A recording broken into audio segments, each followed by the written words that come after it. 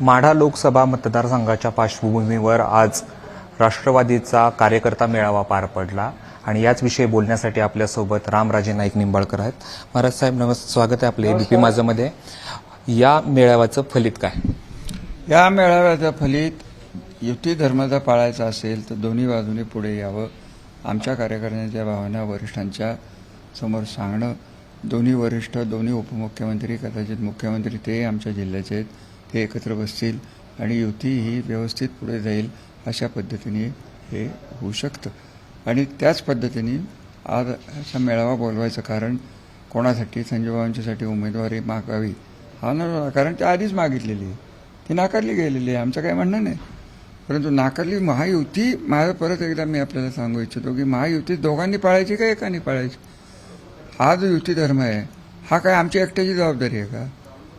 त्यांच्याकडनं जर काही रिस्पॉन्सच नसेल, आम्ही अजितदादांचं ऐकणारी माणसं आहे, नेत्याला विचारू की आम्ही काय करायचं. तुम्ही असं सांगितलं होतं की 2 दिवसापूर्वी कार्यकर्त्यांशी बोलून निर्णय घेऊ, तर आता तुम्ही निर्णय नेमका काय कळवणार आहात? कारण कार्यकर्त्यांचं म्हणणं असं होतं की आम्ही त्यांना मतदान करणार नाहीत. पहिली गोष्ट, तुम्ही त्याच्यानंतर म्हणालात की कार्यकर्ते माझ्या ऐकण्याच्या बाहेर नाहीत. मग आता तुम्ही कार्यकर्त्यांची समजूत कसं सांगणार? कार्यकर्त्यांची समजूत घालायचं, ते नेतृत्वावर विश्वास ठेवणारे कार्यकर्ते माझे आहेत. माणखटामधनं आलेली लोक ही माझ्या जवळची आहेत. त्यांना किती त्रास झाले ते मी काय सांगून बसणार नाही, हे तो विषय वेगळा आहे. आणि खरा विषय असा आहे की कार्यकर्ते शांत राहतील. मी परत एकदा आपल्याला सांगतो, हे जो पुढे आले तर कार्यकर्ते मन लावून कामही करतील. असं काय आहे? इथं कोणाचं वाकडं आहे त्यांच्याशी? वैयक्तिक थोडंच आहे. आणि त्यांच्यावर विश्वास ठेवायचा की नाही, हा विश्वास संपादन करायचा कोणी? पृथ्वीराज, त्यांची जबाबदारी आहे ती. आणि त्यांना गरज नसली तर आम्ही काय करणार आहे? आम्ही काहीच करू शकत नाही ना. त्यांच्या भावनाच अशा आहेत की तुम्ही तिकडं काही करा, आम्ही आमच्या पद्धतीने पुढे जाणार. मी भारतीय जनता पार्टीविषयी चुकून एक शब्द बाहेरही बोललो नाही, आत्ताही बोलत नाही. देवेंद्र फडणवीस, मोदी वगैरे हे विषय फार पुढचे आहेत, आमच्या डोक्याच्या पुढचे. मी किती ज्येष्ठ असलो तरी मला माझी लायकी कळते, कुठपर्यंत जावं कुठपर्यंत नाही जावं. जो निर्णय घेतलेला आहे अजितदादांच्या नेतृत्वाचा, त्याला काही कारण आहेत, त्या कारणातही आपल्याला परत जायचं कारण नाही. त्यामुळे माझी परत एकदा खात्री आहे की अजितदादा देवेंद्र फडणवीस मार्ग काढतात. महाराज साहेब, तुम्ही यांच्या उमेदवारी रणजितसिंह नाईक निंबाळकरांच्या उमेदवारीला तुम्ही विरोध करतात. त्याच्या विरोध त्यांच्या उमेदवारीला नाही, हा केवळ भारतीय जनता पार्टीने घेतलेला निर्णय आहे. तेव्हा भारतीय जनता पार्टीने त्यांच्या उमेदवाराचं वागणूक सुधारण्याची जबाबदारी ही त्यांच्या नेतृत्वावर आहे. प्रश्न हा होता की तुम्ही त्यांना विरोध करताय, त्यांचं वागणं व्यवस्थित नाही असं तुमचं म्हणणं आहे. मला नाही काय त्रास. मला फक्त प्रश्न हा होता की हे फलटण तालुक्यापुरतं बऱ्याचशा लोकांना माहिती किंवा मान लोकांना, नेमकी त्यांची अडचण काय वागणं जे आहे ते बदललं पाहिजे असं तुम्हाला वाटतं? बघा, पोलीस चौकीचं राजकारण पहिलं थांबायला पाहिजे. पोलिसांची धाकटदपाशा दाखवून आज ज्या पद्धतीने आमच्या लोकांना त्रास होतोय, मग ती कुठलीही लोक, अगदी सर्वसामान्य माणूस असला तरी त्याला आत टाकेन, अमुक करेन, तमुक करेन, फलाना करेन.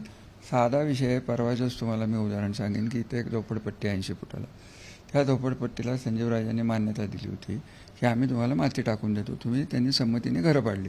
हे यांचे बंधू तिथं उगवले, त्यांनी गाडी पाठवली, आमच्या कार्यकर्त्यांच्यावर केस टाकायचा प्रयत्न झाला. हे जे सगळं चालतंय हे नको थांबायला. आम्ही कार्यकर्त्यांना कसं जपायचं हा मुद्दाच आहे ना. हे आपण बरं, कुठल्या त्यांच्या एका कार्यकर्त्यांनी सांगावं की मी 15 वर्ष इथं मंत्री होतो, एका कार्यकर्त्याला मी त्रास दिला एवढं सांग. मी नेहमी सांगतो की माझे वाद नेतृत्वावर असतात, कार्यकर्त्यांच्यावर नसतात.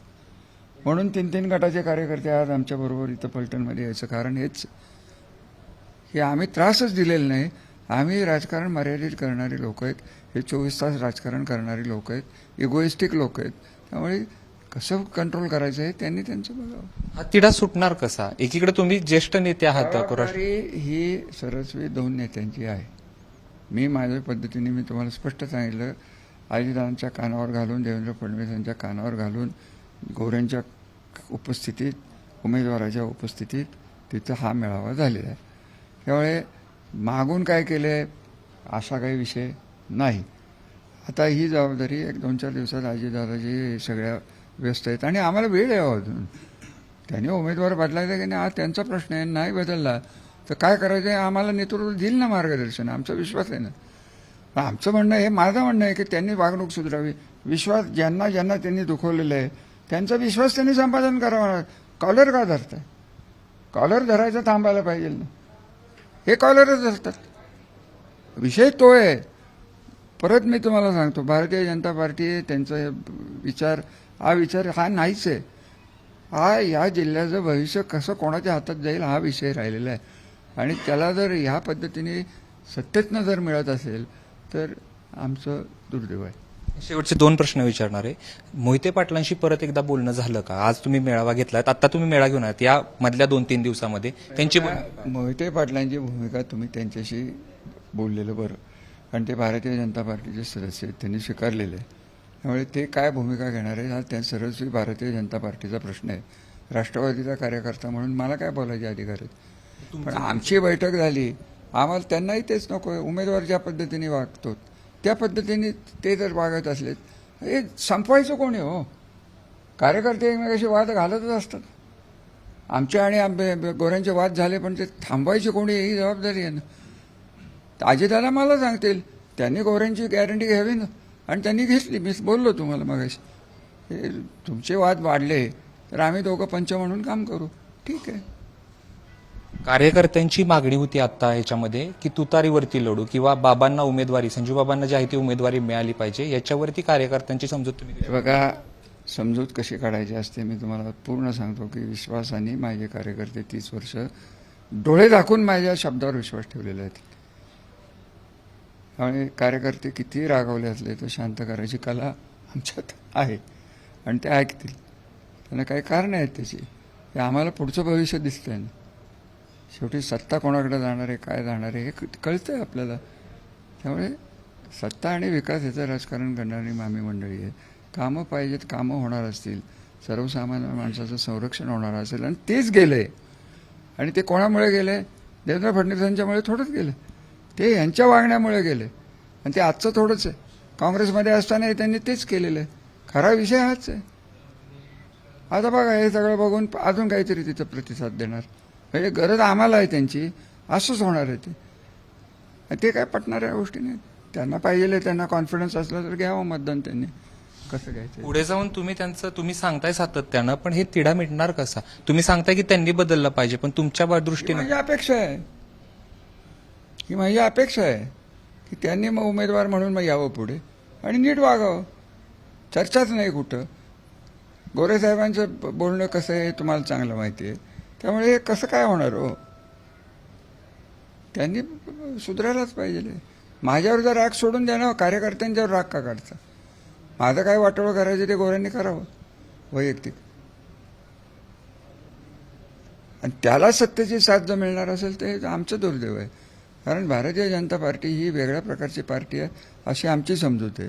नेतृत्व हे वैचारिक आहे, तत्वप्रणालीवर चालणारं नेतृत्व आहे असं आम्ही मानतो. आणि देवेंद्र साहेबांशी मी मागे 15 दिवसापूर्वी हेच सांगितलं होतं की साहेब, हे जर सुधारलं नाही तर मला तोंड राहणार नाही दाखवायला. मी कार्यकर्त्यांची जबाबदारी घेणार नाही, हे 15 दिवसापूर्वी मी देवेंद्र साहेबांना सांगितलं होतं. याच्यावरती शिष्टमंडळ घेऊन तुम्ही त्यांना भेटणार आहात? त्यांना नाही भेटणार, आम्ही अजितदादांना भेटणार. हो, भेटणार, 100% भेटणार. धन्यवाद. तर होते रामराजे ज्यांनी सांगितलं की जे दमदाटीचं राजकारण केलं जाते ते फलटणमध्ये चालणार नाही किंवा जिल्ह्यात चालणार नाही. त्यांनी सुधारावं तर आम्ही एक पाऊल पुढे सरकू असं रामराजे म्हणतात. कॅमेरा पर्सन विजय राऊतसह जयदीप भगत, एबीपी माझा, फलटण, सातारा.